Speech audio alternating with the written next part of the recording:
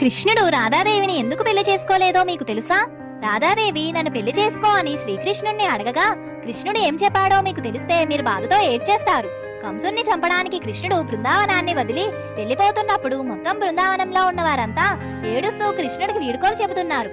చివరిగా ఒక్కసారి రాధని చూద్దామని ఆమె దగ్గరికి వెళ్ళగా ఆమె ఏడుస్తూ ఉంటుంది. ఒక్కసారిగా కృష్ణుణ్ణి చూడగానే బాధతో ఏడుస్తూ హత్తుకుంటుంది. కన్నయ్య, మీ కళ్ళల్లో చూస్తుంటేనే అర్థమైపోతుంది ఇక నన్ను చూడడానికి మీరు ఎప్పుడూ రారు అని. నువ్వు లేకుండా నేను ఎలా బతకాలి? నన్ను వదిలేసి మీరు ఎలా వెళ్ళిపోతున్నారు? మీకు బాధ అనేది లేదా? నన్ను కూడా మీతో పాటు తీసుకొని వెళ్ళండి. ఇదిగో సింధూరం, ఇప్పుడే నన్ను వివాహం చేసుకొని మీ అర్ధాంగిలా చేసుకోండి అని ఏడుస్తూ అంటుంది.